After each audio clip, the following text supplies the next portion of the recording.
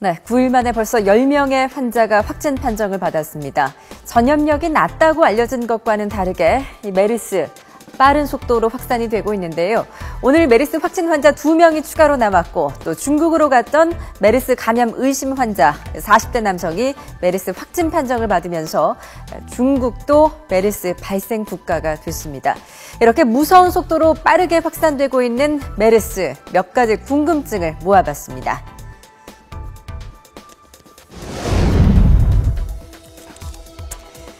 오늘 메르스 감염 확진을 받은 2사람, 이들은 첫 감염자가 처음 방문했던 병원의 30살 간호사와 현재 같은 병원 같은 층에서 입원 치료를 받고 있던 환자 56살 남성으로 알려졌습니다. 메르스는 현재까지 비말 전염, 그러니까 재채기를 할 때 분비되는 침이나 가래 등에 의해 감염이 된다고 알려져 있는데요. 그런데 감염자와 같은 공간에 있지도 않았던 이런 사람들이 메르스에 감염된 사실이 확인되면서 전염 경로에 대한 궁금증이 커지고 있습니다. 정말 공기를 통한 전염은 전염 가능성은 없는 것일까요?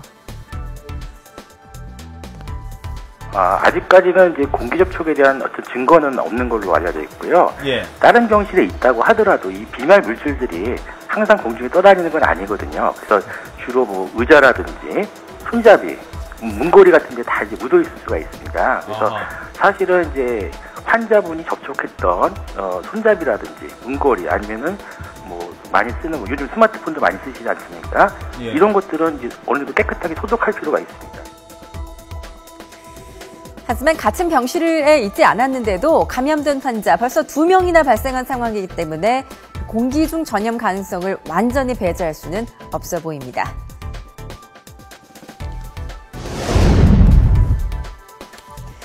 메르스의 확산이 빨라지면서 많은 분들이 메르스 감염 증상에 대해서도 궁금해하실 텐데요.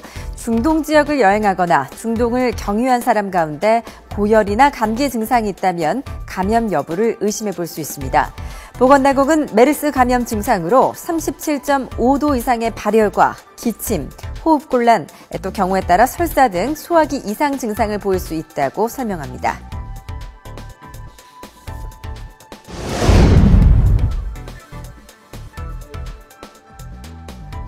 최초 환자와 함께 또 한 명의 환자가 그 기관 삽관을 했습니다.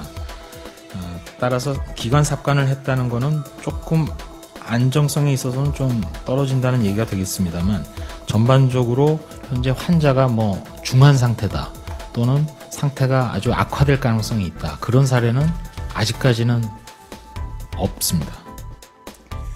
치사율이 40%에 이르는 것으로 알려져 있지요. 보건당국은 첫 번째 환자와 6번째 환자가 현재 호흡곤란 증상으로 기도 삽관 치료를 받고 있다고 전했습니다. 이 2사람을 제외한 다른 2차 감염자들은 발열 증상 외에 다른 증상은 보이지 않고 있습니다. 메르스에 대한 공포감이 점점 커지고 있는 상황인데요. 다른 나라의 메르스 발생 현황은 어땠을까요? 유럽질병예방통제청 자료를 보면 2012년 9월부터 현재까지 전 세계적으로 메르스 환자는 25개국에서 1,149명이 발생해 이 가운데 460여 명이 사망했습니다.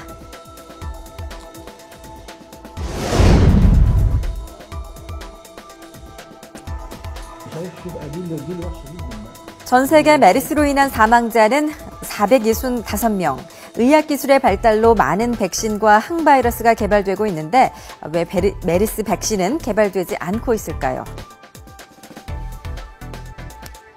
백신은 지금 아마 이것이 서유럽 국가나 미국이나 이런 데서 발생을 했다면 백신이 굉장히 연구가 많이 됐겠지만 사실은 중동에 국한돼서 나오는 질병들이었고요. 그래서 연구 자체가 그렇게 활발히 이루어지지가 않았습니다. 그리고 약간 그 이슬람 국가 특유의 좀 폐쇄적인 문화도 있고요. 예.